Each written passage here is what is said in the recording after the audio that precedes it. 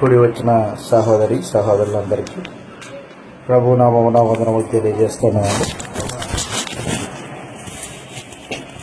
ఈ దినమున మనము ఒక ప్రాముఖ్యమైన సంగతిని ఆలోచన చేస్తాం.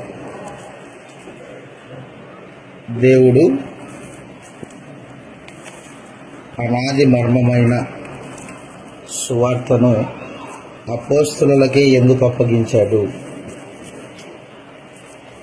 దేవుడు తన అనాది మర్మమైన సువార్తను అపోస్తలులకే ఎందుకు అప్పగించాడు అనేది ఈరోజు మనం నేర్చుకునబోయే ఆత్మ సంబంధమైన పాఠం.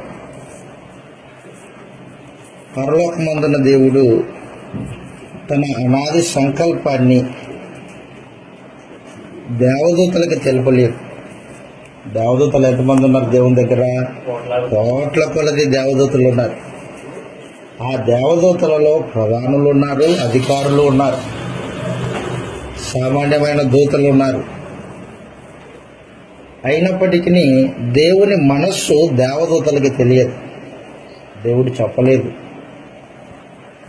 దేవుని మనస్సులో ఉన్న సంగతులని దేవుడు ఎవరికి తెలిపాడంటే అపోస్తలులకి తెలియజేశాడు. అపోస్తలులకే ఎందుకు తెలియజేశాడు అనేది ఈరోజు మనం నేర్చుకొని పోయే పాఠం. వాళ్ళలో ఉన్న ప్రత్యేకత ఏంటి? దేవదూతలలో లేనిది అపోస్తలులలో ఏముంది అనేది మనం ఆలోచన చేస్తాం. మొదటిగా రోమీలకు రాసిన పత్రిక 16వ అధ్యాయం 25వ వచనంలో, రోమీలకు రాసిన పత్రిక 16వ అధ్యాయము 25వ వచనంలో ఈ మాట రాయబడింది: సమస్తమైన అన్యజనులు విశ్వాసములకు విధేయులగునట్లు అనాది నుండి రహస్యముగా ఉంచబడి ఇప్పుడు ప్రత్యక్షపరచబడిన మర్మము నిత్య దేవుని ఆజ్ఞ ప్రకారము ప్రవక్తల లేఖనముల ద్వారా వారికి తెలుపబడి ఉన్నది. ఈ మర్మమును అనుసరించి ఉన్న నా సువార్త ప్రకారంగాను యేసుక్రీస్తును గూర్చిన ప్రకటన ప్రకారంగాను మిమ్మును స్థిరపరచుటకును శక్తిమంతుడును అద్వితీయ జ్ఞానవంతుడైన దేవునికి యేసుక్రీస్తు ద్వారా నిరంతరము మహిమ కలుగును గాక. కాబట్టి అపోస్తలుల బోధ వింటే మనుషులు రక్షింపబడతారు. అపోస్తలుల బోధ వారి సొంత బోధ కాదది. వారి మనసులో పుట్టిన బోధ కాదది. దేవుని అనాది మర్మం అదన్నమాట. సమస్తమైన అన్యజనులు విశ్వాసమునకు విధేయులగునట్లు అనాది నుండి రహస్యముగా ఉంచబడి ఇప్పుడు ప్రత్యక్షపరచబడిన మర్మము అన్నాడు. కాబట్టి అనాది జగత్తు పునాది వేయబడక మునిపే మనుషులు ఏ బోధ విని రక్షింపబడాలో ఆ బోధను దేవుడు తన మనస్సులో ఉంచుకున్నాడు. తన మనస్సులో ఉన్న ఆ బోధని దేవదూతలకు తెలపలేదు, కానీ అపోస్తలులకు తెలియజేశాడు తన మర్మమును గుర్చిన చిత్తమంతా. దేవుని మనసులో ఉన్న అనాది మర్మము అపోస్తలులకి ఎలా వచ్చింది? అపోస్తలులేమో భూమి మీద ఉన్నారు, దేవుడేమో పరలోకంలో ఉన్నాడు. పరలోకం నుండి భూలోకంలో ఉన్న మనుషులకి సందేశం ఎలా వచ్చింది? దేవుడు అపోస్తలులకి తన మర్మాలని తెలియచేయడానికి ఏం చేశాడంటే పరలోకం నుండి 2 బోధకుల్ని భూమి మీదకి పంపించాడు. పరలోకం నుండి 2 బోధకులు భూమి మీదకి వచ్చి ఆ బోధకుల ద్వారా అపోస్తలులకి తన మర్మాన్ని తెలియజేశాడు. దేవుడు అపోస్తలుల ద్వారా తన మర్మాన్ని అపోస్తలులకి 2 వచ్చిన బోధకుల ద్వారా మర్మాన్ని తెలియజేశారు. కాబట్టి అపోస్తలుల యొక్క ప్రత్యేకత ఏంటంటే, మొట్టమొదటిది అపోస్తలులు పరలోకం నుండి పంపబడిన ఇద్దరు బోధకుల చేత బోధింపబడిన వారు.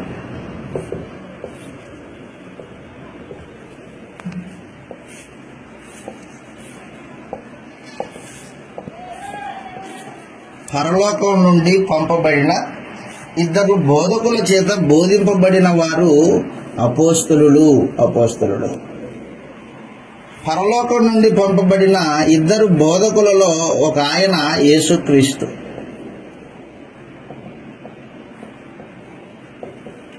మరొక ఆయన పరిశుద్ధాత్మ.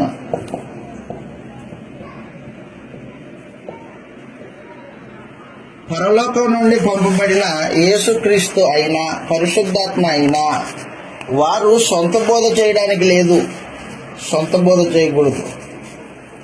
దేవుడు ఏదైతే యేసు ప్రభుకు నేర్పించాడో ఆ బోధని అపోస్తలులకు నేర్పించాలి యేసుక్రీస్తు. దేవుడు ఏదైతే పరిశుద్ధాత్మకు పరలోకంలో నేర్పించాడో ఆ బోధ అపోస్తలులకు నేర్పించాల పరిశుద్ధాత్మ. యేసు ప్రభువు గాని పరిశుద్ధాత్మ గాని సొంత బోధ వారికి లేదు. సొంత బోధ బోధించడానికి లేదు. దేవుడు ఏం చెప్పి పంపించాడో అదే అపోస్తలులకి చెప్పాలా, బోధించాలా, నేర్పించాలి. యోహాను సువార్త 17వ అధ్యాయము 6వ వచనంలో, యోహాను సువార్త 17వ అధ్యాయము 6వ వచనంలో యేసు ప్రభువు ప్రార్థన చేస్తూ తండ్రికి ఇలాగ తెలియజేస్తూ ఉన్నాడు.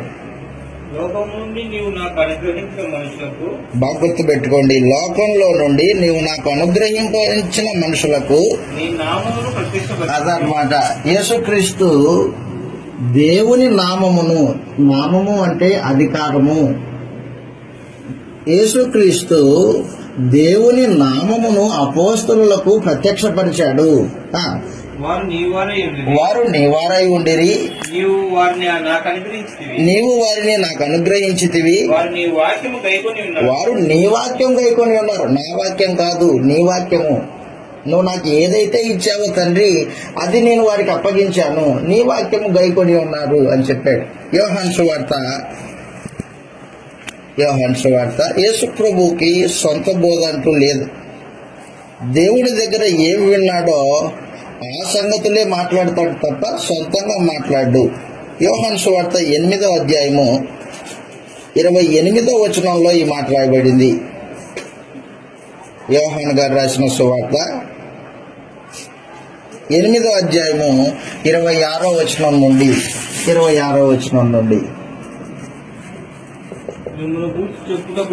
మిమ్మును గూర్చి చెప్పుటకును తీర్పు తీర్చుటకును చాలా సంగతులు నాకు కలవు గాని నన్ను పంపినవాడు సత్యవంతుడు. నేను ఆయన యొద్ద వినిన సంగతులనే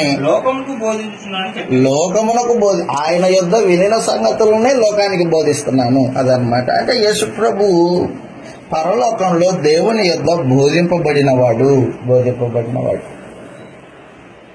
ఆ బోధింపబడిన సంగతుల్ని అపోస్తలులకు తెలియజేశాడు. చదువుతాం కింది వరకు. తండ్రిని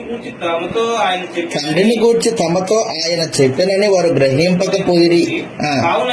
కావున యేసు మనుష్య కుమారుని పైకెత్తినప్పుడు నేనే ఆయననియు అదనమాట. నా అంతటా నేనే ఏమి చేయను, తండ్రి నాకు నేర్పినట్టు ఈ సంగతులు మాట్లాడుతున్నాననియు మీరు గ్రహించెదరు.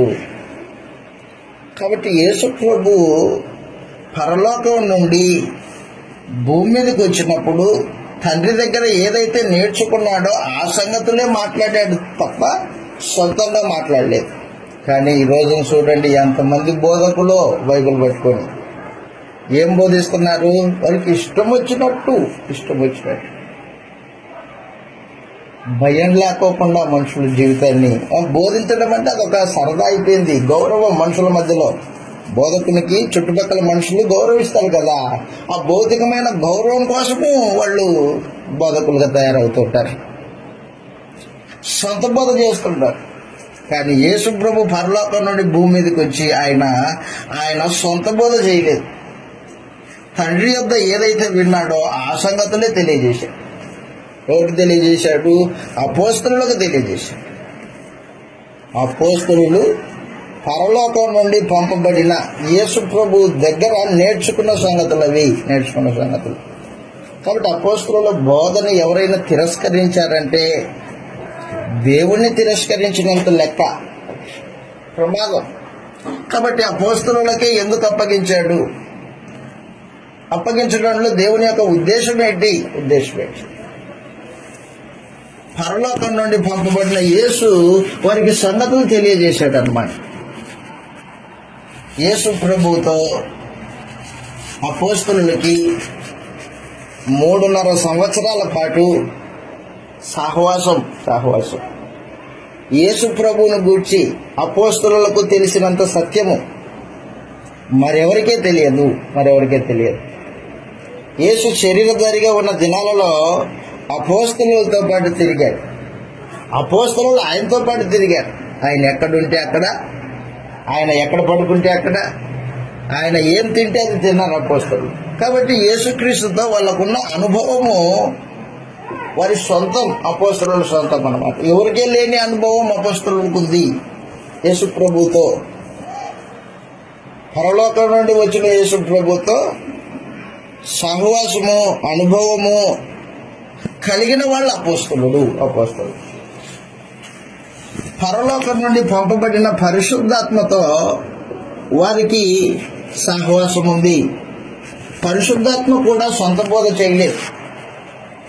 యోహాను గారు రాసిన సువార్త 16వ అధ్యాయము 13వ వచనంలో ఈ మాట రాయబడింది.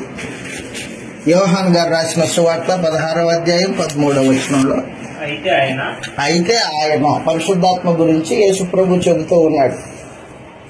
అయితే ఆయన అనగా సత్యస్వరూపి అయిన ఆత్మ వచ్చినప్పుడు మిమ్మును సర్వసత్యంలోనికి నడిపించును. ఆయన తనంతట తానే ఏమీ బోధింపక వేటిని వినునో వాటిని బోధించి సంభవింపబోవు సంగతులను మీకు తెలియజేయను. అదన్న పరిశుద్ధాత్మ సైతము తనంతట తాను బోధించే అవకాశము లేదు. ఏమి విన్నాడో ఆ సంగతులే బోధిస్తాడు. కాబట్టి పరలోకం నుండి పంపబడిన 2 బోధకుల చేత బోధింపబడిన వారు అపోస్తలులు. సొంత బోధ యేసు ప్రభు చేయలేదు, పరిశుద్ధాత్మ చేయలేదు. అపోస్తలులు కూడా సొంత బోధ చేసేవాళ్ళు కాదు. వాళ్ళు సొంత బోధ చేయరు. పరిశుద్ధాత్మతో కలిసి పనిచేసిన అనుభవం కలిగిన వాళ్ళు అపోస్తలులు. పరిశుద్ధాత్మతో కలిసి పనిచేసిన వాళ్ళు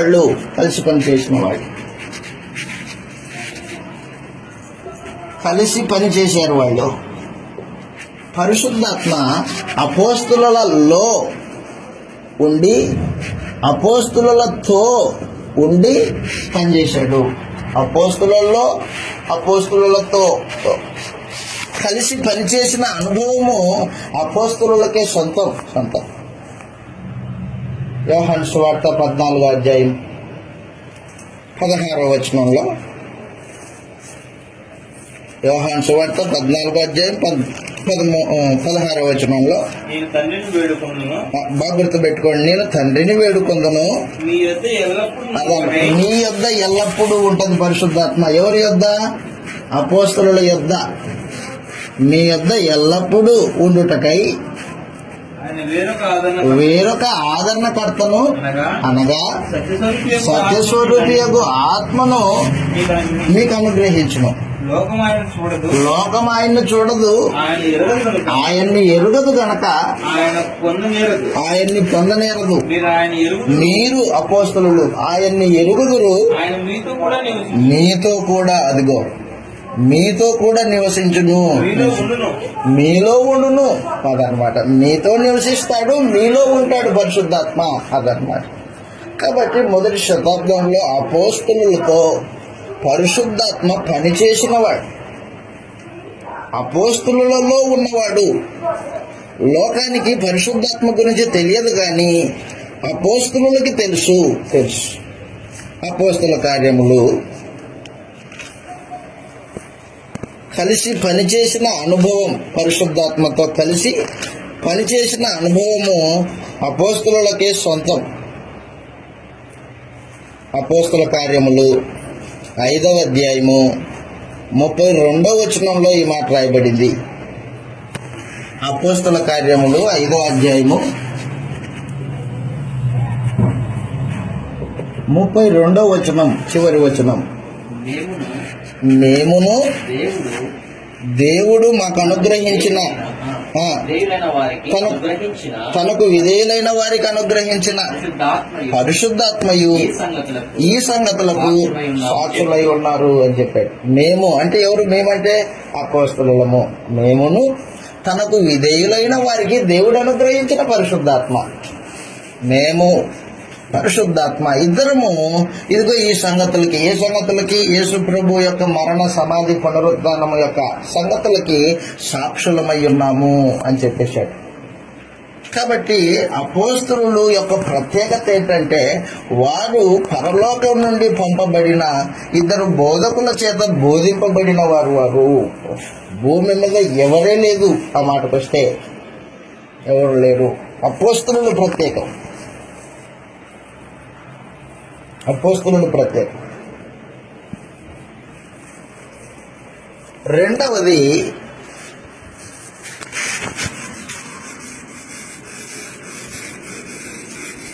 యేసు ప్రభువు శిష్యులుగా ఉండడానికి సమస్తాన్ని విడిచిపెట్టి వచ్చిన వారు. రెండవ సమాచారం, సమస్తాన్ని విడిచిపెట్టి యేసుని వెంబడించిన వారు.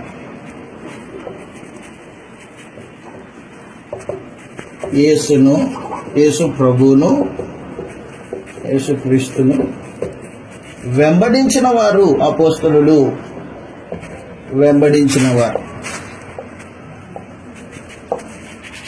సమస్తాన్ని విడిచిపెట్టి యేసుక్రీస్తుని వెంబడించిన వారు అపోస్తలులు. ఉన్న పాటన యేసు ప్రభు పిలిచాడు అనుకో, ఆ పిలుపుకు లోబడి చేస్తున్న ఉద్యోగాన్ని పక్కన పెట్టి, చేస్తున్న వృత్తి కార్యక్రమాన్ని పక్కన పెట్టి యేసు ప్రభు వెంట తిరిగిన వాళ్ళు అపోస్తలులు. ఉన్న పాటన ఎవరైనా వస్తారా? కానీ అపోస్తలులు యేసు ప్రభు మాట వినగానే ఉన్న పాటన ఆయన వెంటబడి ఆయన్ని వెంబడించిన వాళ్ళు అపోస్తలులు. లూకా సువార్త 5వ అధ్యాయం, లూకా సువార్త 5వ అధ్యాయము 4వ వచనం నుండి చదువుతాం. ఇలాగ రాయబడింది. లూకా సువార్త 5వ అధ్యాయము 4వ వచనంలో యేసు ప్రభు సీమోనుదైన దోణి మీద కూర్చొని మనుషులకు ఉపదేశము చేశాడు, బోధించాడు.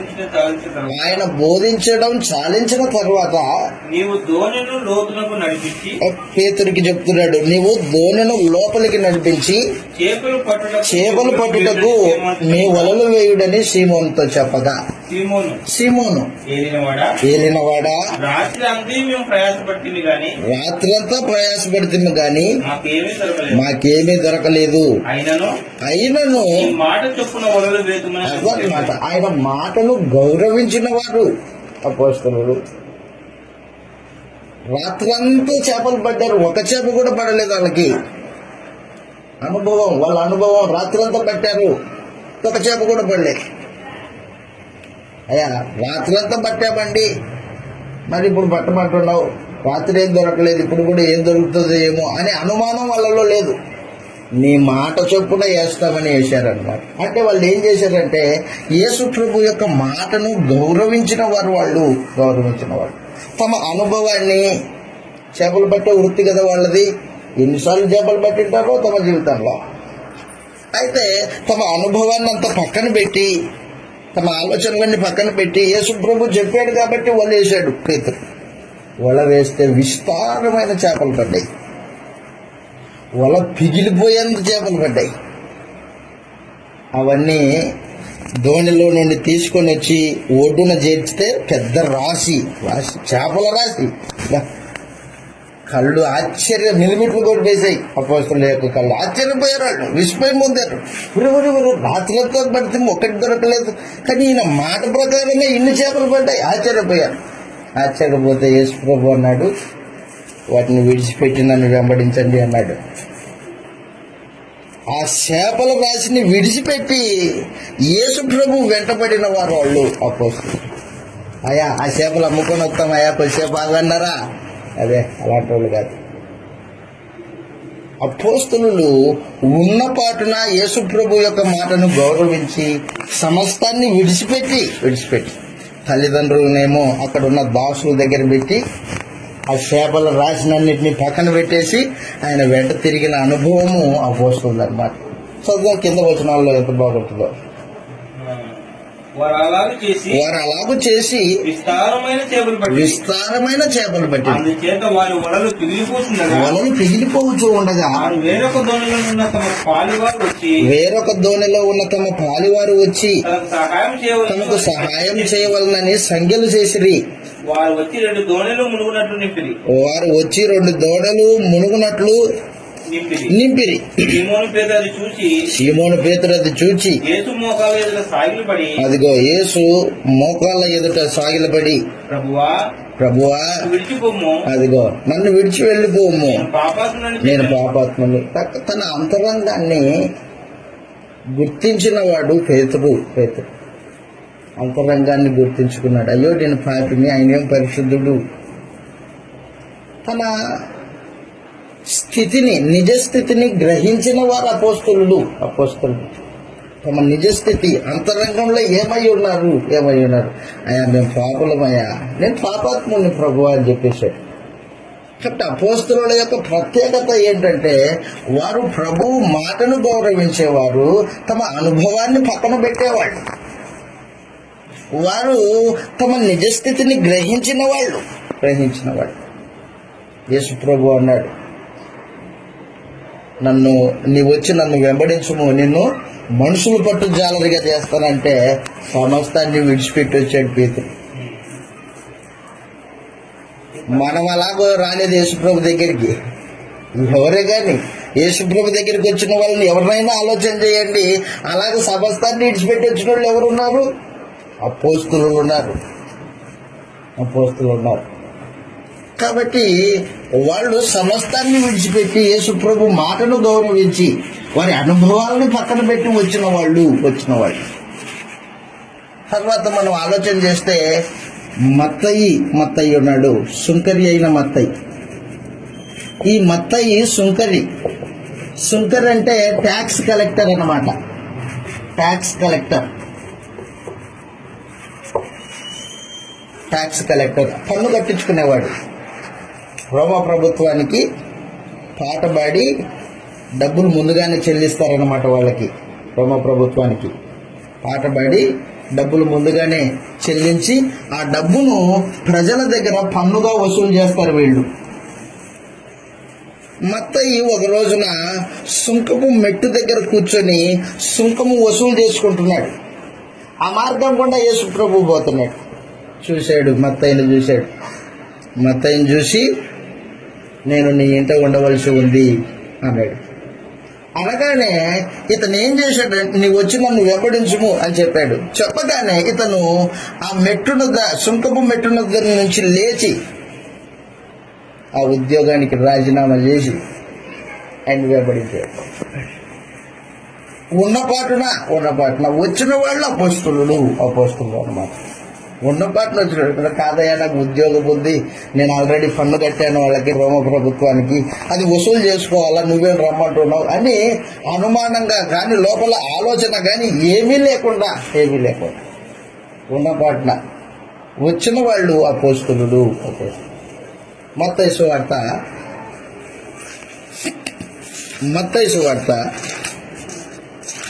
యేసు ప్రభు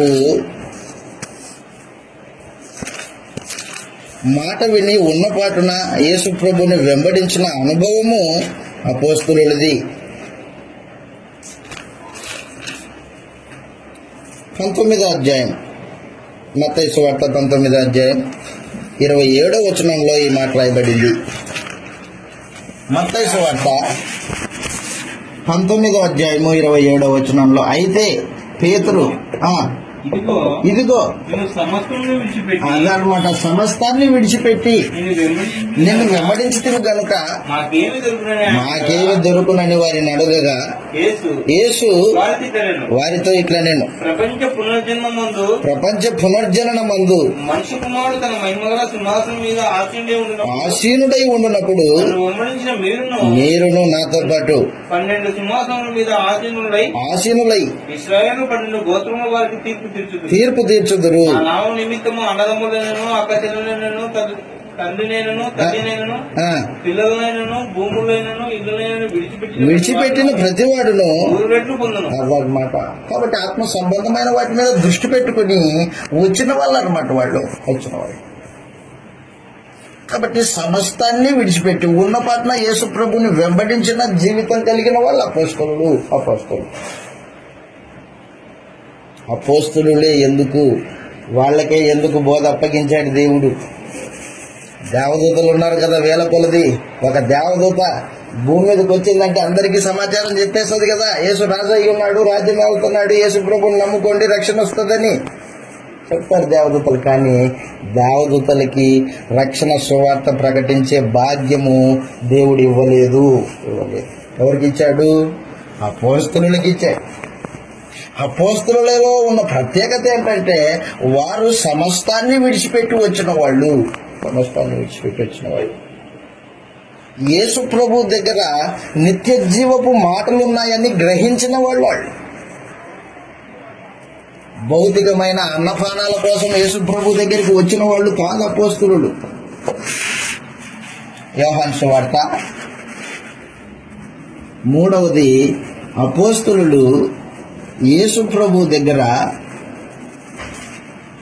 నిత్య జీవపు మాటల కొరకు వచ్చిన వారు వాళ్ళు. యోహాను సువార్త 6వ అధ్యాయము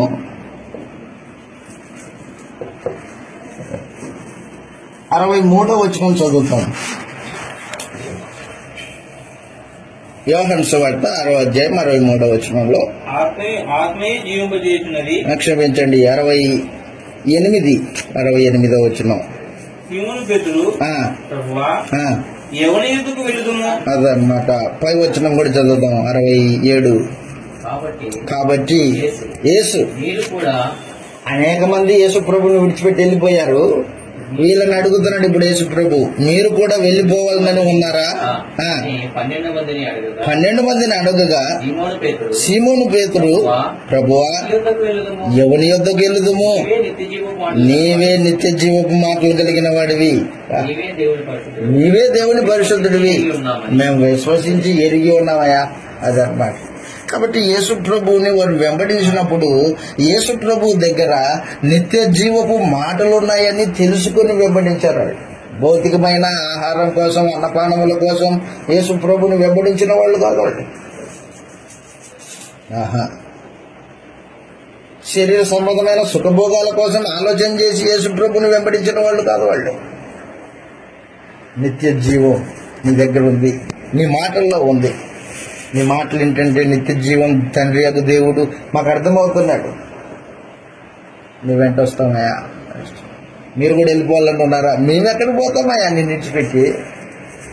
నీ నోటి మాటలు నిత్య జీవపు మాటలయ్యా, నీవెక్కడ విడిచిపెట్టి వెళ్ళిపోతావు నిన్ను?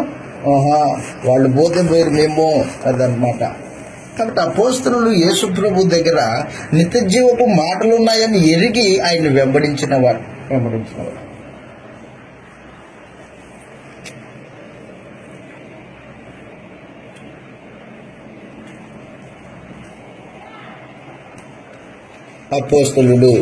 అపోస్తలులకి దేవుడు ఎందుకు తన బోధన అప్పగించాడు?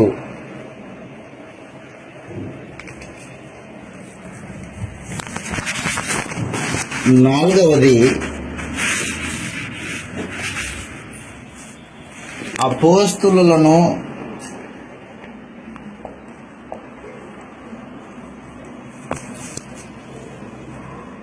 దేవుడు ఎన్నుకున్నాడు.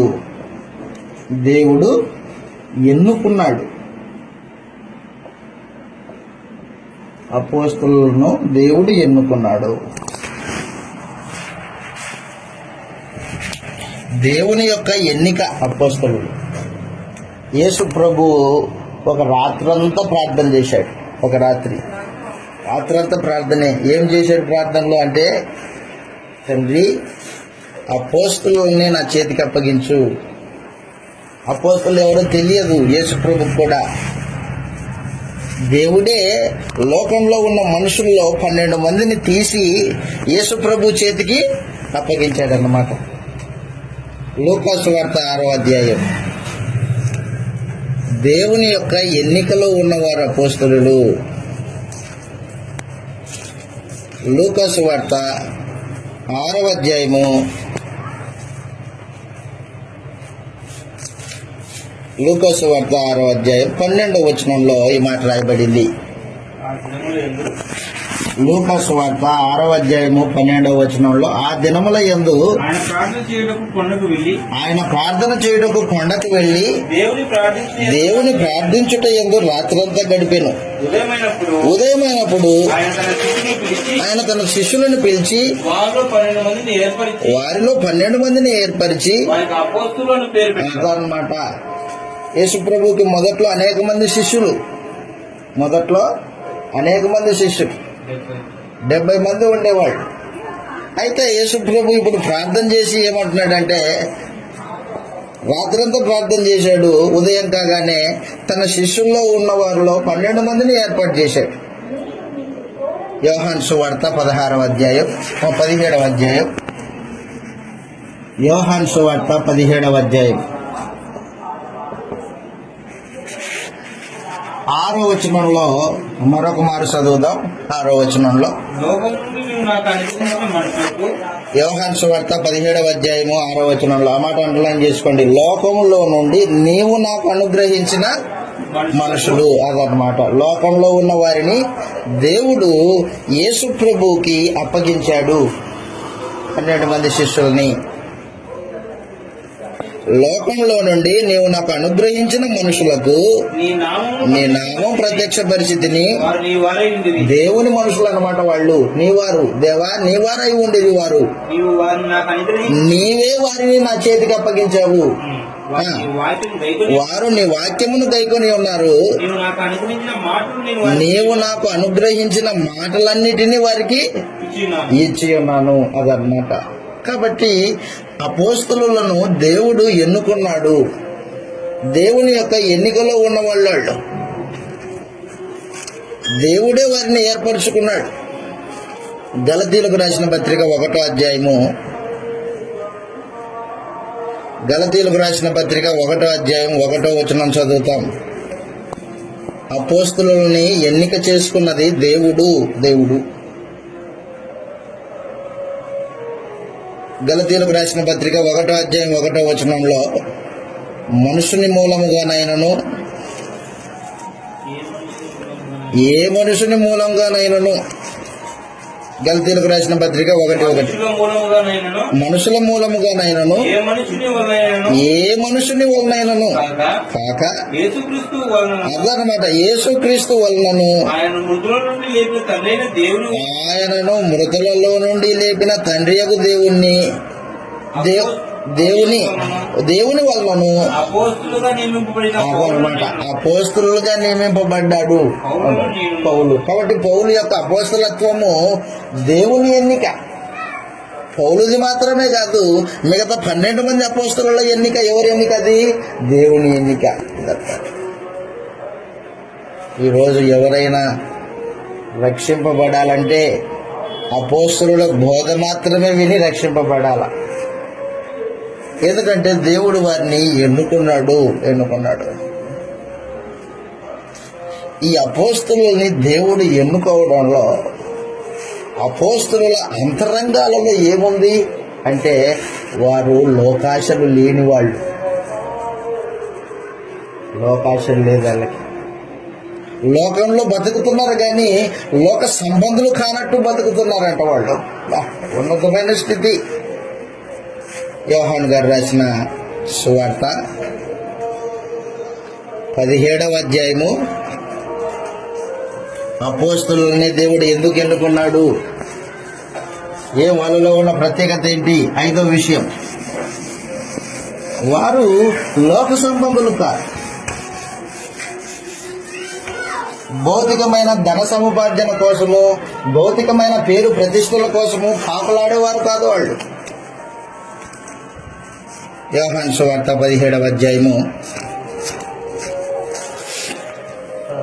16వ వచనం.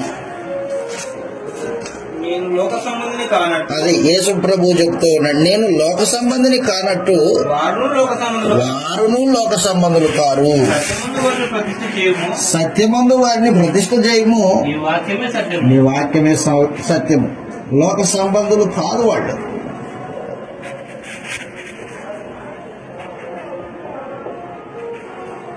లోకంలో ఉన్నప్పటికీ యేసు ప్రభు ఎలాగో లోక సంబంధి కాదో పరలోక సంబంధో, ఆ రీతిగా అపోస్తలులు కూడా లోకంలో ఉన్నప్పటికీ లోక సంబంధులు కారు. నేను లోక సంబంధిని కానట్టు తండ్రి, వారు లోక సంబంధులు కాదు అని చెప్పేశాడు. లోక సంబంధి అయిన వాడు లోకంలో ధన సముపార్జన కోసం పాకులాడుతూ ఉంటాడు, పేరు ప్రతిష్టతుల కోసం పాకులాడుతూ ఉంటాడు. కానీ అపోస్తలులు అలాంటి వారు కాదు. విచిత్రం ఏంటంటే అపోస్తలులు దేవాలయం దగ్గర అడుక్కుంటున్న ఒక కుంటివాడికి కాళ్ళు ఇచ్చారు. మనందరికీ తెలుసు. అడుక్కుంటున్న మెట్ల దగ్గర అడుక్కుంటున్నాడు ఒక కుంటి వ్యక్తి, అతనికి కాళ్ళిచ్చారు. కాళ్ళిచ్చి ఏమంటున్నారంటే, పైన ఆ కాళ్ళిచ్చిన వ్యక్తిని చుట్టూ ఉన్న మనుషులందరూ చూసి పేతురు యోహానుని ఆశ్చర్యకరంగా చూస్తున్నారు. ఎవరు వీళ్ళు?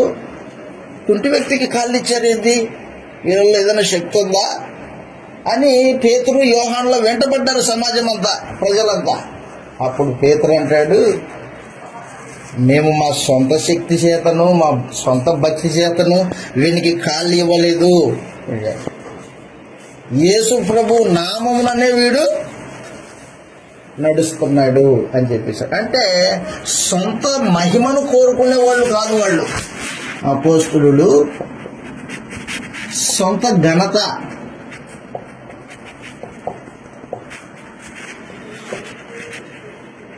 మా భక్తి మా శక్తి అని ప్రగల్భాలు పలికేవాళ్ళు కాదు వాళ్ళు. చూసావా నేను ఎంత గొప్ప ఉన్నావు అని డబ్బా వాయించుకునే వాళ్ళు కాదు వాళ్ళు. మాకెక్కడుంది భక్తి, మాకెక్కడుంది శక్తి, అబ్బో మా మాటలు ఏంటి, యేసు ప్రభు నామమునే ఇతను నడుస్తున్నాడు అని చెప్పారన్నమాట. చదువుతాం, ఇలాగ రాయబడింది అపోస్తల కార్యములు 3వ అధ్యాయంలో. సొంత ఘనతను, సొంత పేరును 3వ వచనం, 3వ అధ్యాయం 3వ వచనం నుంచి. అపోస్తల కార్యములు 3వ అధ్యాయము 3వ వచనం నుండి. పేతురును యోహానును దేవాలయంలో ప్రవేశింపబోనప్పుడు, ఆ దేవాలయంలో ప్రవేశింపబోనప్పుడు వాడు చూసి భిక్షమడుగగా పేతురును యోహాను వారిని తేరి చూచి మా తట్టు చూడమని, మా తట్టు చూడు, వాడు వారి యొక్క ఏమైనా దొరుకునని కనిపెట్టు.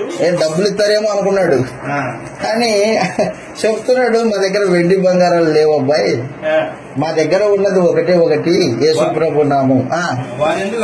వారి యందు లక్ష్యం ఉంచండి. అతను అంతటి పేతురు, వెండి బంగారములు నా యొద్ద లేవు గాని నాకు కలిగినదే నీకు ఇచ్చుచున్నా, నజరేయుడకు యేసుక్రీస్తు నామమున నడుమని చెప్పి కుడి చేయి పట్టుకుని లేవనెత్తును. వాని పాదముల చీలమండలము బలం పొందెను. దిగ్గున లేచి నడిచెను. నడుచుచు గంతులేచుచు దేవుని స్తుతించుచు వారితో కూడా దేవాలయంలో ఉండెను. వెళ్ళాను, దేవాలయంలోకి వెళ్ళాను. ప్రజలందరూ చూచి శృంగారమును దేవాలయ ద్వారమంతా భిక్షం కోసం కూర్చుని అంటే వీడే కదా కుంటుడు, మనం బిచ్చం వేసాం కదా వీడికి. అవును వీడే, మరి ఇప్పుడు ఎలా నడుస్తున్నాడు? రే పేతురు యోహాన్లు చేయబట్టుకున్నాడంటే వాళ్ళు ఏదో చేశారు, ఇతన్ని ఏదో చేశారు అని పేతురు యోహాన్ని ఆశ్చర్యకరంగా చూస్తున్నారు వాళ్ళు. వారిని జరిగిన దాన్ని చూసి విస్మయం నుంచి పరవశులేరి. విస్మయంతో పరవశులైరి. వాడు పేతురును యోహాను పట్టుకొని ఉండగా ప్రజలందరూ విస్మయం ఉంది. సొలొమోను సొలొమోను మండపము దగ్గర వారితో గుంపులుగా పరిగెత్తుకుని వచ్చి పేతురు దీన్ని చూసి ప్రజలతో ఇట్లా అంటున్నాడు, ఇశ్రాయేలులారా ఎందుకు ఆశ్చర్యపడుతున్నారు? ఇతని విషయంలో ఎందుకు ఆశ్చర్యపడుతున్నారు? అదనమాట, మా సొంత శక్తి కాదు, మా సొంత భక్తి కాదు, బలమిచ్చినట్టుగా ఎందుకు మా తట్టు తేరి చూస్తున్నారు? అబ్రహాము ఇస్సాకు యాకోబుల దేవుడు ఆయన, అనగా మన పితరుల దేవుడు తన సేవకుడైన యేసుని పుట్టించి యేసుని మహిమపరిచి ఉన్నాడు. మీరు ఆయన అప్పగించి పిలాతు ఆయన్ని విడుదల చేయ నిశ్చయించినప్పుడు అతని ఎదుట ఆయనను నిరాకరించితిరి. నిరాకరించి నరహంతకునైన మనుషుని మీ యొద్దకు అనుగ్రహింపమని అడిగితిరి. జీవాధిపతిని చంపితిరి గాని మృతుల్లో నుండి లేపెను. అందుకు మేము సాక్షులము. కాబట్టి ఆయన నామమును బట్టినే వీడు బలం పొందాడు, నడుస్తున్నాడు. ఆయన నామమే కానీ మా శక్తి మా భక్తి కాదు. మీరే మమ్మల్ని చూస్తున్నారు ఏంది? కాబట్టి మనుషులు 16వ వచనం, ఆయన నామమందలి విశ్వాసం మూలముగా ఆయన నామమే మీరు చూచి ఉన్న ఎరిగి ఉన్నాయి వీన్ని బలపరిచెను. అదన్నమాట. కాబట్టి మనుషులని తమ వైపుకు తిప్పుకొని గుంపేసుకునే వాళ్ళు కాదు అపోస్తలులు.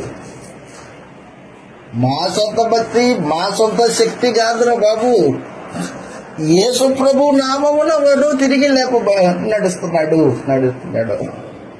కాబట్టి మనుషుల్ని దేవుని వైపుకు, యేసు ప్రభు శక్తి వైపుకు తిప్పారు. వాళ్ళు మనుషుల్ని తిప్పారు, తమ వైపుకు తిప్పుకోలే. ఈరోజు చూడండి ఎంతమందో యూట్యూబ్లో ఫాలోవర్స్. ఒక ఆయన బోధకుడైతే ఆయనకి ఎంతమంది ఫాలోవర్స్ ఉంటారో. అపోస్తలులు ఫాలోవర్స్ కోసం పనిచేయలేదు, మనుషుల్ని క్రీస్తు ప్రభు ఫాలోవర్స్ గా చేశారు, మనుషుల్ని దేవుని ఫాలోవర్స్ గా చేశారు. అందుకే అపోస్తలులకి ఇచ్చాడు దేవుడు.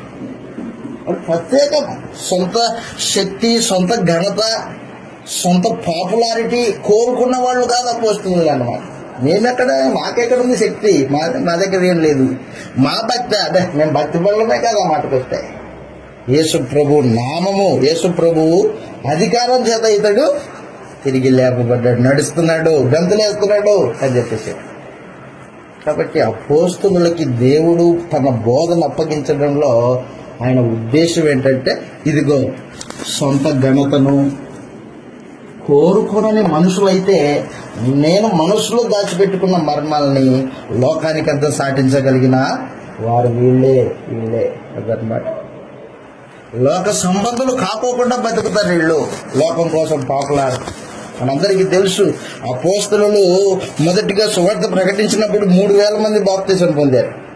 3,000 మంది బాప్తిసం పొందితే వారు కొంతమంది ఆస్తి కలిగిన వాళ్ళు ఆస్తిని అమ్మేసి ఆ డబ్బు తీసుకొని వచ్చి అపోస్తలుల యొక్క పాదాల దగ్గర పెట్టారు. డబ్బంతా పాదాల దగ్గర వచ్చి పెడితే అపోస్తలులు చిల్లి పైసా కూడా ముట్టుకోలేదు. చిల్లి పైసా కూడా ముట్టుకోలేదు. అదంతా ఏం చేశారు మరి? పంచిపెట్టారు. వారి అక్కర కొలిది పంచిపెట్టేశారు. ఈ రోజున బోధకుడన్న వాడు ఏం చేస్తాడు? డబ్బు మూట పడింది అనుకో, దాంట్లో సగం తన జేబులోకి, సగము ఎవరో పేదలకి బీదలకి పంచే పరిస్థితి. అది కూడా వాడికి లేదు. కానీ అపోస్తలులు ధనాపేక్ష లేనివాడు. కళ్ళ మీదట ఎంత డబ్బున్నా చిల్లి గవ్వ కూడా ముట్టుకోకుండా అందరికీ పంచిపెట్టి సువార్త ప్రకటించి జీవితాన్ని కొనసాగించారు. వారి భవిష్యత్తును చూశాడు దేవుడు. జగత్తు పునాది వేయబడక మునిపే వారిని గూర్చి ఆలోచన చేశాడు. అరే వీళ్ళైతే నా సువార్త సందేశాన్ని, నా అనాది మర్మాన్ని, అపోస్తలుల బోధని, నేను నిర్ణయించుకున్న సత్యాన్ని మనుషులకి చేరవేస్తారు. వీళ్ళు చేరవేస్తారు. అందుకని దేవుడు అపోస్తలుల్ని ఎన్నుకొని వారికి సందేశాన్ని పరలోకం నుండి పంపబడిన ఇద్దరు బోధకుల ద్వారా తెలియజేయించాడు. ఈ రోజున అదే స్థానంలో మనం ఉన్నామనుకో, మనం వాళ్ళలాగా పనిచేయగలుగుతామా? సాకులు చెప్పి తప్పించుకునే వాళ్ళం మనం అయితే. కానీ వాళ్ళు అలాంటి వాళ్ళు కాదు. ఇంకా వాళ్ళకున్న ప్రత్యేకత ఏంటంటే బాగా గుర్తుపెట్టుకోండి, వారికి అప్పగింపబడిన బోధ విషయంలో వాళ్ళు నమ్మకస్తులు.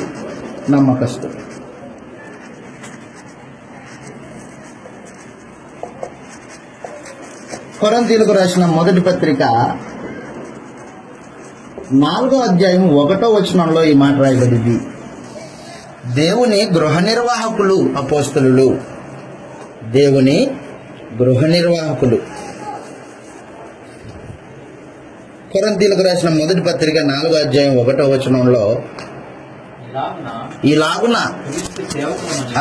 ఇలాగున క్రీస్తు సేవకులమని దేవుని మర్మముల విషయంలో అదనమాట. దేవుని మర్మముల విషయంలో గృహ నిర్వాహకులమని ప్రతి మనుషుడు భావింపవలెను. గృహ నిర్వాహకులు మరియు గృహ నిర్వాహకులలో నమ్మకమైన వాడై ఉండ ఆవశ్యకము. దేవుని మర్మాన్ని మనుషులకు అర్థమయ్యేటట్టు బోధించగలిగిన నమ్మకస్తులు అపోస్తలులు అన్నమాట. సొంత బోధ చేయరు. మనుషుల ఎదుట వారు వాక్చాతుర్యాన్ని ప్రదర్శించరు. ఎదుటి వాడిని ఆకర్షించుకోవాలి, తన వైపుకు తిప్పుకోవాలనే ఆలోచన వారికి లేదు. దేవుని మర్మమును ఉన్నది ఉన్నట్టుగా ఇతరులకు చేరవేసేవాళ్ళు వాళ్ళు అపోస్తలులు. కొరింథీయులకు రాసిన మొదటి పత్రిక 2వ అధ్యాయం 1వ వచనంలో, కొరింథీయులకు రాసిన మొదటి పత్రిక 2వ అధ్యాయం 1వ వచనంలో, సహోదరులారా నేను మీ యొద్దకు వచ్చినప్పుడు వాక్చాతుర్యంతో గాని జ్ఞానాశ్రయంతో గాని అదనమాట దేవుని మర్మములతో మీకు ప్రకటించుతూ వచ్చిన వాడిని కాదు. నేను యేసుక్రీస్తును అనగా సిలువ వేయబడిన యేసుక్రీస్తును తప్ప మరి దేనిని మీ మధ్య నెరగకుందునని నిశ్చయించుకుంటుని. ఏమి చెప్పొద్దు. పౌలా ఫలాన్ దగ్గర సువార్తకి వెళ్తున్నావు కదా, ఏమి తన మనసులో అనుకుంటున్నాడు, ఏం చెప్పొద్దు. యేసు శిలువ మరణం గురించి చెప్పు. అది కూడా చెప్పేటప్పుడు నీ వాక్చాతుర్యాన్ని, నీకున్న జ్ఞానాన్ని ప్రదర్శించొద్దు. దేవుని మర్మముల విషయం మాట్లాడు. తీయని మాటలు చెప్పొద్దు. ఎదుటివాడు ఆకర్షింపబడేటట్లు కాదు మాట్లాడాల్సింది.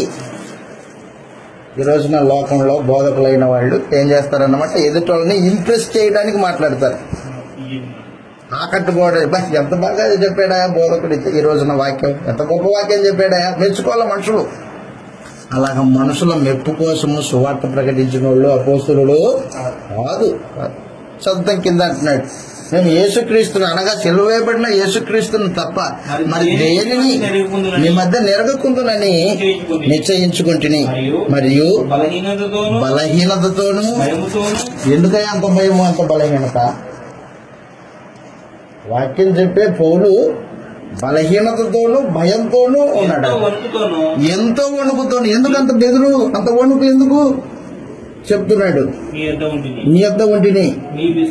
అదనమాట, మీ విశ్వాసము మనుషుల జ్ఞానమును ఆధారం చేసుకొనక దేవుని శక్తిని ఆధారం చేసుకుని ఉండవలనని నేను మాట్లాడినను, స్వార్థ ప్రకటించినను, జ్ఞానయుక్తమైన తీయని మాటలు వినియోగింపక పరిశుద్ధాత్మయు దేవుని శక్తియు అదిగో ఏం చెప్పాడంట? తీయని మాటలు చెప్పలేదంట, జ్ఞానయుక్తమైన తీయని మాటలు చెప్పలేదు. మరి ఏం చెప్పాడు? పరిశుద్ధాత్మ ఏ సంగతులైతే చెప్పిందో గ్రంథంలో, పరిశుద్ధాత్మయు దేవుని శక్తియు కనపరచు దృష్టాంతం. బైబిల్లో ఉన్న, పాత నిబంధనలో ఉన్న, ప్రవక్తల లేఖనాల్లో ఉన్న దృష్టాంతాలనే వినియోగించి తిని సొంత మాటలు చెప్పలే. సొంత మాటలు చెప్పలే. మీ విశ్వాసము మనుషుల జ్ఞానం మీద ఆధారం చేసుకొనక దేవుని శక్తి మీద మీ విశ్వాసం కట్టబడాలని నేను మాట్లాడినను, సువార్త ప్రకటించినను. తీయని మాటలు వినియోగించుకోకుండా పరిశుద్ధాత్మయు దేవుని శక్తియు కనపరచు దృష్టాంతములనే వినియోగించే సొంత బోధ, సొంత ఆలోచనలు, సొంత ఉదాహరణలు వాళ్ళు చెప్పలేదంట. కానీ ఈ రోజున మనుషులు మైక్ దగ్గర నిలబడితే మనుషుల్ని నవ్వించి వాళ్ళని కథలు చెప్పి ఇది చేసి వారి మైండ్ తిప్పి బా ఏం చెప్పాడురా ఈరోజు అనిపించుకునే మనుషులు ఉన్న లోకం ఇది. కానీ అపోస్తులు అలాంటి వాళ్ళు కాదు. దేవుని గృహ నిర్వాహకులు వాళ్ళు. వారికి అప్పగింపబడిన దేవుని మర్మముల విషయంలో నమ్మకస్తులు వాళ్ళు. వాక్యాన్ని కలిపి చెరిపేవాళ్ళు కాదు వాళ్ళు. కొరింథీయులకు రాసిన 2వ పత్రిక 2వ అధ్యాయం 7వ వచనంలో, కొరింథీయులకు రాసిన 2వ పత్రిక 2వ అధ్యాయం 17వ వచనం చూడండి ఒకసారి ఏముందో. కొరింథీయులకు రాసిన 2వ పత్రిక 2వ అధ్యాయం 17వ వచనంలో,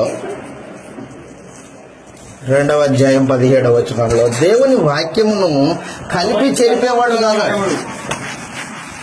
అవునా? కొరింథీయులకు రాసిన 2వ పత్రిక 2వ అధ్యాయము 17వ వచనంలో, కావున ఇట్టి సంగతులకు చాలిన వాడేవాడు మేము దేవుని వాక్యమును కలిపి అదన్నమాట. మేము దేవుని వాక్యమును కలిపి చెరిపెడు అనేకుల వలె ఉండక నిష్కపాఠ్యము గల వారమును, నిష్కాపట్యం కలిగిన వారమును, దేవుని వలన నియమింపబడిన వారమునై ఉండి, అదనమాట దేవుని వలన నియమింపబడిన వారై ఉండి క్రీస్తునందు దేవుని ఎదుట బోధిస్తున్నాము. క్రీస్తునందు దేవుని ఎదుట బోధిస్తున్నాము. అనేకులు అప్పుడు ఉన్నారు. వాక్యాన్ని కలిపి చెరిపేవాళ్ళు కాదు. కలిపి చెరిపేవాళ్ళు కాదు. వాక్యానికి నువ్వు ఏదైనా జోడించావనుకో కొత్తది, వాక్యము చెడిపోతుంది, కల్తీ అవుతుంది. కల్తీ అయిన వాక్యము ఎదుటివాని ఆత్మను రక్షించలేదు. వాక్యం ఉన్నది ఉన్నట్టుగా చెప్పాలి మనుషులు చెప్పాలి. అలాంటి వాళ్ళు ఎవరు? అపోస్తలులు అని చూశాడు దేవుడు అన్నమాట. కాబట్టి అపోస్తలులనే ఎందుకు దేవుడు ఎన్నుకున్నాడు? వారిలో ఉన్న ప్రత్యేకత ఏంటి? వారిలో ఉన్న ప్రత్యేకత వాక్యాన్ని కలిపి చెరిపేవాళ్ళు కాదు, వాక్యం ఉన్నది ఉన్నట్టుగా బోధించేవాడు. దేవుని అనాది మర్మం విషయమై భయము కలిగి వణుకు కలిగి వాక్యం బోధించేవాళ్ళు. ఎక్కడన్నా తప్పు మాట్లాడతానేమోనని భయంతో ఉండేవాళ్ళు. కానీ ఈ రోజున బోధకుడు మైక్ ఉందంటే ఇంకా సాలిగా పట్టుకోలేము అతన్ని. ఇంకా ఏం బోధిస్తున్నాడో, ఎట్లా బోధిస్తున్నాడో, అది అపోస్తలుల బోధనో కాదో ఆలోచన చేసుకోడు. బోధించాల. ఎందుకు? బోధిస్తే మనుషుల మధ్య గౌరవం ఉంది. మనుషులంతా దాన్ని ఒక గొప్పవానిగా చూస్తున్నారు. ఈ రోజున లోకంలో మతం చూడండి ఎట్లుందో. మతం అనగానే అంతో ఇంతో డబ్బులు పోగేసుకోవాలా, సుఖపడాలా. అపోస్తలులు డబ్బు పోగేసుకున్న వాళ్ళు కాదు, సుఖాల కోసం పాకులాడిన వాళ్ళు కాదు. అపోస్తలులు శ్రమానుభవం కలిగిన వాళ్ళు.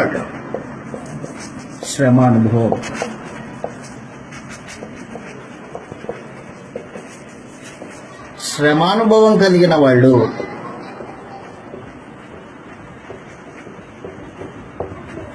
వారికి అప్పగింపబడిన బోధ నిమిత్తమై శ్రమను ఎదుర్కోవడానికైనా ఇష్టపడిన వాళ్ళు అపోస్తలుడు ఎంత శ్రమపడ్డారో. సుఖపడలేదా? ఎవరు సుఖపడలే. మరి ఈ రోజున బోధకులైన వాళ్ళు సుఖం. సైకిల్ నుంచి మోటార్ సైకిల్ నుంచి కారు నుంచి విమానం. ఎదిగిపోతున్నాడు. దేవుడు ఆశీర్వదించాడు అంటాడు. మరి అపోస్తలుని ఆశీర్వదించలేదా? ఈ రోజున ప్రయాణపు సౌకర్యాలు ఉన్నాయి, బస్సులు ఉన్నాయి, రైళ్లు ఉన్నాయి.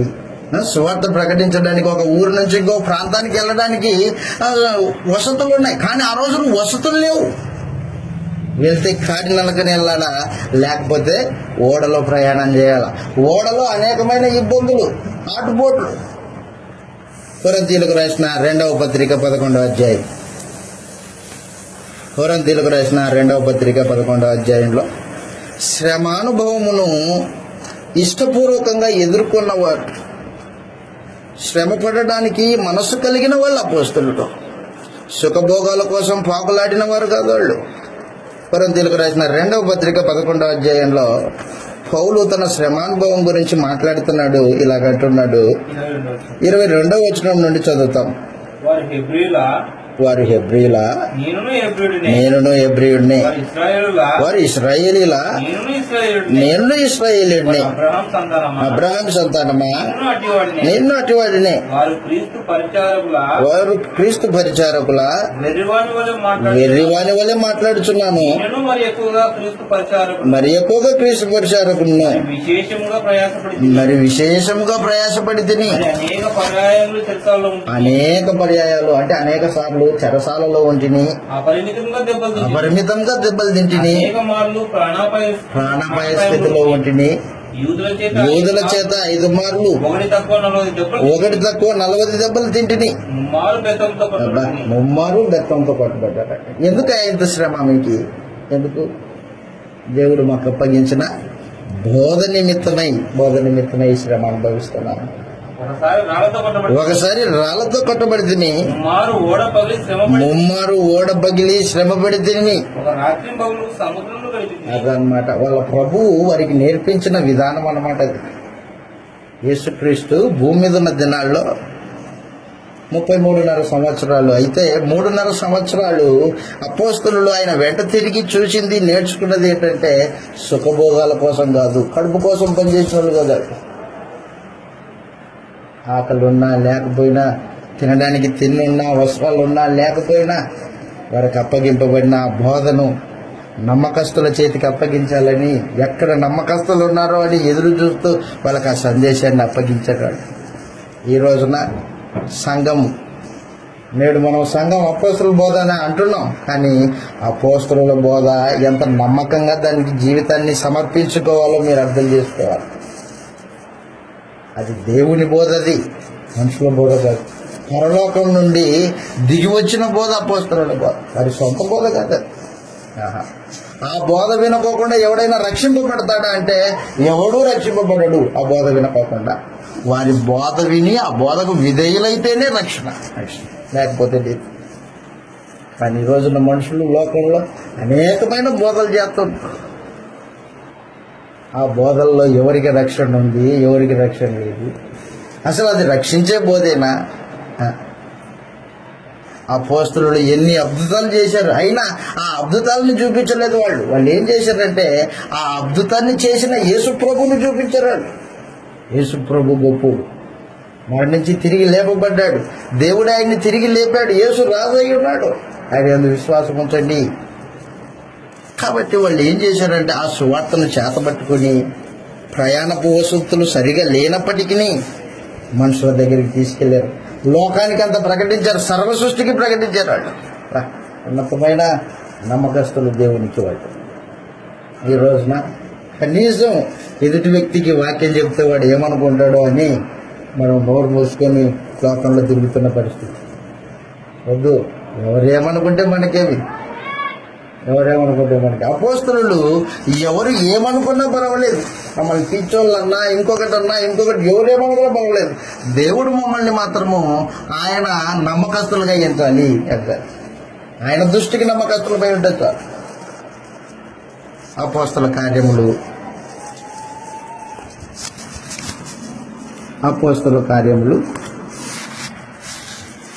అపోస్తలులు అవమానమును సంతోషముగా అంగీకరించగలిగిన వాళ్ళు. అవమానమును సంతోషంగా స్వీకరించగలిగిన వాళ్ళు స్వీకరిస్తారు. అవమానమును సంతోషకరంగా స్వీకరిస్తారు. అపోస్తల కార్యంలో 4వ అధ్యాయంలో మనం చదివితే అక్కడ పరిసయ్యులు, శాస్త్రులు, మత నాయకులు 5వ అధ్యాయం, అపోస్తల కార్యంలో 5వ అధ్యాయము 38వ వచనం నుంచి చదువుతాం. 39వ వచనం. నలభై నుంచి చదువుతాం. 40వ వచనంలో అపోస్తల కార్యములు 5వ అధ్యాయం 40వ వచనంలో వారు అతని మాటకు సమ్మతించి బాగా గుర్తుపెట్టుకోండి, వారు అతని మాటకు, ఎవరతను?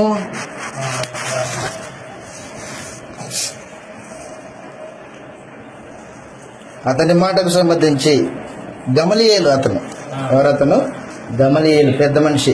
అతని మాటకు సమ్మతించి అపోస్తులు పిలిపించి పిలిపించి కొట్టించి యేసు నామమును బట్టి బోధింపకూడదని యేసు నామమును బట్టి బోధించకూడదని ఆయన వారికి ఆజ్ఞాపించిరి, వారిని విడుదల చేసిరి. ఆ నామం కొరకు అదిగో ఆ నామం కొరకు అవమానం పొందుటకు పాత్రులుగా ఎంచినందుకు వారు సంతోషించుచు మహాసభ ఎదురు నుండి వెళ్ళిపోయి అదన్నమాట. అవమానమును సంతోషంగా చేసుకుని ఉన్న వాళ్ళు వాళ్ళు అవమానించారు సువార్త చెబితే, కాబట్టి నేను సువార్త చెప్పకుండా నోరు మూసుకుంటాను, అది కాదు. వాళ్ళు అవమానం పడ్డాం అయితే సంతోషమే. దేవుడు మనల్ని అవమానం పొందడానికి మనకి అవకాశం ఇచ్చాడు అని సంతోషంతో వారు వెళ్ళిపోయి నోరు మూసుకొని కూర్చున్నారా? మరుసటి రోజు సువార్త ప్రకటిస్తున్నారు. మరుసటి రోజు సిగ్గులేదు వీళ్ళకి కదా, లోకం ఏమనుకున్నా పట్టించుకోరాళ్ళు. కాబట్టి దయచేసి గుర్తుపెట్టుకోండి, అపోస్తలులకే దేవుడు బోధన ఎందుకు అప్పగించాడు? వారిలో ఉన్న ప్రత్యేకత ఏంటి? వారికి ఉన్న సుగుణాలు ఏంటి? దేవదూతలకు లేని సుగుణాలు వాళ్ళల్లో ఏమున్నాయంటే వాళ్ళు సమస్తాన్ని విడిచిపెట్టి ఆయన్ని వెంబడించగలిగిన వాళ్ళు వాక్యాన్ని కలిపి చెరిపేవాళ్ళు కాదు. వాళ్ళకి అప్పగింపబడిన బోధ నిమిత్తమై నమ్మకస్తులాళ్ళు. వాళ్ళు శ్రమానుభవం కోరిన వారు లోకస్తులు కాదు, సమస్తాన్ని విడిచిపెట్టిన వాళ్ళ అవమానాన్ని సంతోషంగా స్వీకరించేవాళ్ళు. ఈ రోజున మనము అపోస్తలుల బోధ అంటున్నాం. ఆ బోధ చేత పట్టుకుంటే, ఆ బోధ నువ్వు వింటే, దాన్ని కలిగిన నీవు ఎంత నమ్మకస్తుడిగా దేవునిలో బతకాలా. లోక ఆశలు కానీ, నీ ఇంటి వారు కానీ, నీ సొంత వారు కానీ, ఎవరే ఏమనుకున్నా ఆ బోధకి నమ్మకంగా జీవితాన్ని కొనసాగించాలి. దేవుని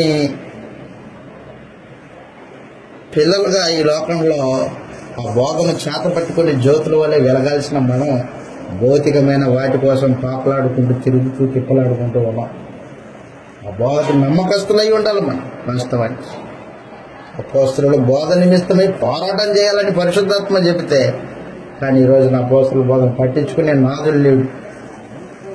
దయచేసి గుర్తుపెట్టుకోండి, అపోస్తలుల బోధ కాకోకుండా మరొక బోధ ఎవరు చేసినా శాపగ్రస్తులే.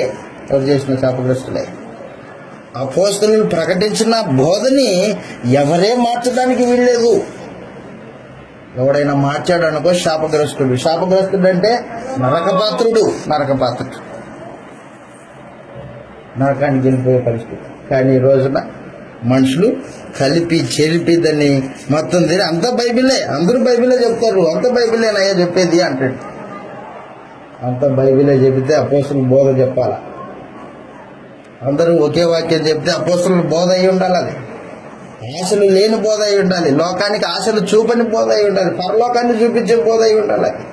కానీ ఈ రోజున మనుషులు చూడండి, వెంబడించిన కోట్ల కొద్ది వేల మంది మనుషులు దేనికోసం వస్తున్నారు అసలు. కాబట్టి దయచేసి గుర్తించండి. గలతీయులకు రాసిన పత్రిక 1వ అధ్యాయం 6వ వచనంలో, గలతీయులకు రాసిన పత్రిక 1వ అధ్యాయము 6వ వచనంలో, క్రీస్తు కృపను బట్టి మిమ్మల్ని పిలిచిన వారిని విడిచి భిన్నమైన సువార్త తట్టుకు మీరు ఇంత త్వరగా తిరిగిపోవటం చూడగా నాకు ఆశ్చర్యమవుతున్నది. అది మరొక సువార్త కాదు కానీ అదనమాట, క్రీస్తు సువార్తను చెరపగోరి మిమ్మల్ని కలవరపరచువారు కొందరున్నారు. అదనమాట, అపోస్తలులు ప్రకటించిన సువార్త కాక మరి యొక్క సువార్త నేనైనను ఒక దూత అయినను మీకు ప్రకటించిన ఎడల శాపగ్రస్తుడగును గాక. శాపగ్రస్తుడు అంటే నరకపాత్రుడు అని అర్థం. అంటే అపోస్తలులకి ఒక్కసారి అప్పగింపబడిన ఆ బోధ అపోస్తలులు కూడా మార్చడానికి లేదు. దేవదూత వచ్చి చెప్పిన భిన్నమైన సువార్త అది కూడా శాపగ్రస్తమైనదే. ఆ రోజున పరిశుద్ధాత్మ అపోస్తలులతో పాటు ఉండి వారిని కంట్రోల్ చేసేదన్నమాట. కంట్రోల్ చేసేది అపోస్తలులతో పాటు ఉండి వారిని కంట్రోల్ చేసేది. వారి మధ్యలో ఉండి వారితో ఉండి కంట్రోల్ చేసేది. ఏది బట్టి అది మాట్లాడించేది కాదు. ఏది అప్పగింపబడిందో ఆ బోధకు నమ్మకస్తుల వాళ్ళు పరిశుద్ధాత్మ చేత నడిపింపబడిన వారై పరిశుద్ధాత్మ తోడుగా ఉండి లోకానికి సువార్త ప్రకటించిన వాళ్ళు, ప్రాణాలను తెగించిన వాళ్ళు, శ్రమానుభవంకు ఇష్టపడిన వాళ్ళు, సుఖభోగాల కోసం పాపులాడిన వాళ్ళు కాదు. పాపులాడిన వాళ్ళు కాదు. కాబట్టి దయచేసి గుర్తించండి, ఆ అపోస్తలుల బోధ నేడు లేఖనాల్లో లిఖింపబడింది. కొత్త నిబంధన పత్రికలు అపోస్తలుల బోధతో నింపబడ్డాయి. నువ్వు భక్తి చేయదలుచుకున్నా, ప్రార్థన చేయదలుచుకున్నా, ఆరాధన చేయదలుచుకున్నా అపోస్తలుల బోధ ప్రకారంగా చేయాలి. శ్రీ మౌనంగా ఉండాలి సంఘంలో అంటే మౌనంగా ఉండాలి అంతే. అపోస్తలుల బోధది. దానికి వ్యతిరేకంగా శ్రీ మాట్లాడింది అనుకో, దేవుని మాటను తిరస్కరించిన శాపగ్రస్తులు. పేతురు గారు రాసిన రెండవ పత్రిక. సంఘంలో వాయిద్యాలు ఉండకూడదంటే ఉండకూడదు అంతే. ఏమవుతుంది ఆ ప్రశ్న అనవసరం. పేతురు గారు రాసిన రెండవ పత్రిక చివరి అధ్యాయము 16వ వచనంలో ఈ మాట రాయబడింది. వీటిని గూర్చి తమ పత్రికలన్నిటిలోనూ బోధించుతున్నాడు. అయితే వాటిలో కొన్ని సంగతులు గ్రహించుటకు కష్టమై ఉన్నవి. వీటిని విద్యావిహీనులను, అస్థిరులైన వారును తక్కిన లేఖనములను అపార్థం చేసుకొనుచు అదిగో స్వకీయ నాశనములకు అపార్థం చేయుదురు. ప్రియులారా, మీరు ఈ సంగతులు ముందుగా తెలుసుకుని ఉన్నారు గనుక నీతి విరోధుల తప్పు బోధ వలన తొలగింపబడి అదనమాట మీకు కలిగిన స్థిర మనసును విడిచి పడిపోకుండా కాచుకోండి. మీరు ఏ బోధ వింటున్నారో చూసుకోండి, ఏ బోధలు నడుస్తున్నారో చూసుకోండి అని చెప్తున్నాడు పేతురు చనిపోవడానికి ముందు రాసిన పత్రిక ఇది క్రైస్తవులకి. క్రీస్తు శకం 67లో పేతురు ఎక్స్ ఆకారంలో సిలువేయబడ్డాడు.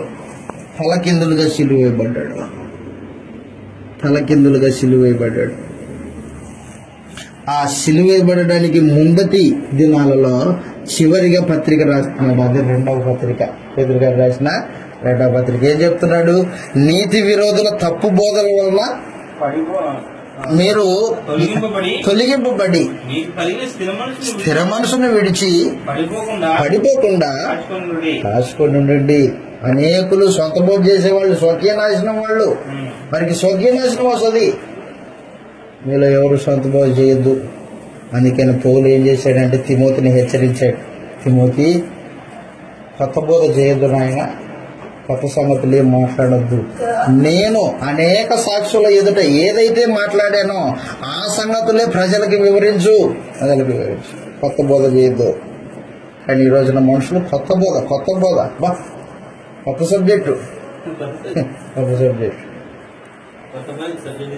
తిమోతికి రాసిన రెండవ పత్రిక 2వ అధ్యాయం. కాబట్టి అపోస్తలుల బోధను కాకోకుండా మరొక బోధ చేసే ప్రతివాడు శాపగ్రస్తుడై ఉంటాడు. స్వనాశనం వస్తుంది, వాడికి స్వనాశనం వస్తుంది. తిమోతికి రాసిన రెండవ పత్రిక 2వ అధ్యాయం 1వ వచనంలో ఈ మాటలు రాయబడ్డాయి. నా కుమారుడా, 2వ అధ్యాయము 1వ వచనం నుండి, నా కుమారుడా, క్రీస్తు యేసునందున్న కృపచేత బలవంతుడవు కమ్ము. నీవు అనేక సాక్షుల ఎదుట అదిగో నా వలన వినిన సంగతులు, అనేక సాక్షుల ఎదుట నా వలన వినిన సంగతులను ఇతరులకు బోధించుటకు సామర్థ్యము గల నమ్మకమైన మనుషులకు అప్పగించుము. బోధ ఎవరికి పడితే వాళ్ళకి అప్పగించేది కాదు. అది నమ్మకస్తులకు అప్పగించాలి. మీరు చనిపోయేలోగా మీరు నేర్చుకున్న అపోస్తలుల బోధని మీరు జీవిస్తూ నమ్మకస్తులకి ఆ బోధన అప్పగించిపోవాలి. నమ్మకస్తులకు అప్పగించాలి. కాబట్టి ఆ రోజున అపోస్తలులు తిమోతి, తీతు అనే యవనస్తులకి, సువార్థికులకి బోధన అప్పగించిపోయారు. అంత పరిశుద్ధాత్మ ఏం చేశాడంటే వారి బోధను క్రొత్త నిబంధన పత్రికల రూపంలో తేటగా తెలియజేశాడు.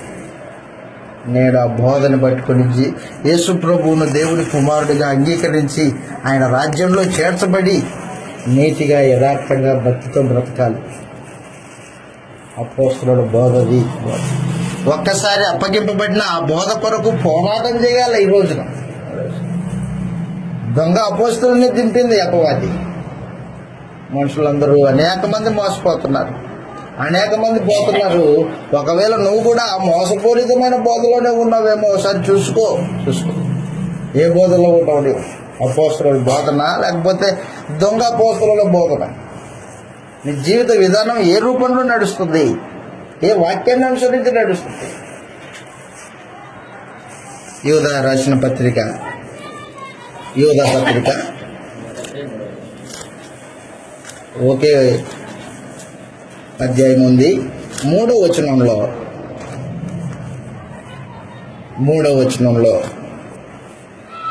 ప్రియులారా, మనకందరికీ కలిగేడు రక్షణ గూర్చి మీకు వ్రాయవలనని విశేష ఆపేక్ష ప్రయత్నపరుచుండగా పరిశుద్ధులకు ఒక్కసారే అప్పగింపబడిన బోధ నిమిత్తము మీరు పోరాడవలనని మిమ్మల్ని వేడుకొనుచు మీకు రాయవలసి వచ్చును.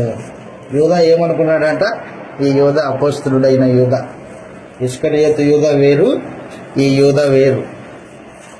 అపోస్తలులు 12 మందిలో 2 యూదాలు ఉన్నారు. ఒకడేమో ఇస్కరియోతు యూదా, ఇంకో ఆయనేమో ఈ యూదా, పత్రిక రాసిన యూదా. యేసు ప్రభు సహోదరుడు, తమ్ముడు అంటారు. యాకోబు సహోదరుడు అంటారు ఇతన్ని. ఇతను అంటున్నాడు రక్షణ గురించి రాయాలనుకున్నాడంటే ఇతని. కానీ పరిశుద్ధాత్మ ఏం చేశాడంటే కంట్రోల్ చేశాడు. ఏమని కంట్రోల్ చేశాడు? పరిశుద్ధులకు ఒక్కసారి అప్పగింపబడిన బోధ నిమిత్తం రాయి. క్రైస్తవులు పోరాటం చేయాలని రాయి అని చెప్పాడు. కాబట్టి దయచేసి గుర్తించండి, ఈ రోజున ఒక వ్యక్తి రక్షింపబడాలంటే అపోస్తలుల బోధనే వినాలా. ఏమి ఆ బోధనే ఎందుకు? ఆ బోధ దేవుని బోధ. అపోస్తలులు దేవుడు ఎన్నిక చేసుకున్న మనుషులు, పరలోకం నుండి పంపబడిన 2 బోధకుల చేత బోధింపబడిన వారు, సమస్తాన్ని విడిచిపెట్టి వచ్చిన వారు శ్రమానుభవమును అనుభవించడానికి సువార్త పక్షాన పనిచేసిన వాళ్ళు, వాక్యాన్ని కలిపి చెప్పేవాళ్ళు కాదు. వారు అవమానమును సంతోషకరంగా స్వీకరించిన వాళ్ళు లోక సంబంధులు కాదు. ధన సముపార్జన కోసం, పేరు ప్రతిష్టల కోసం పాకులాడేవారు కాదు. వాళ్ళు మతస్థులు కాదు వాళ్ళు. కాబట్టి వారి బోధయే మనుషునికి రక్షణ. అందుకే చెప్పాడు రోమ 16:25 ఏమన్నాడంటే, సమస్త అన్యజనులు విశ్వాసమునకు విధేయులగునట్లు అనాది నుండి రహస్యముగా ఉంచబడి ఇప్పుడు ప్రత్యక్షపరచబడిన మర్మము అని చెప్పేసాడు. మర్మం. కాబట్టి అపోస్తలుల బోధ విషయమై జాగ్రత్త కలిగి ఉండాలని, ఆ బోధనానుసారంగా జీవితాన్ని కొనసాగించవాలని ప్రేమతో మీకు మనవి చేస్తే ఈ మాటలు ముగిస్తూ ఉన్నాను. మీ అందరికీ వందనాలు.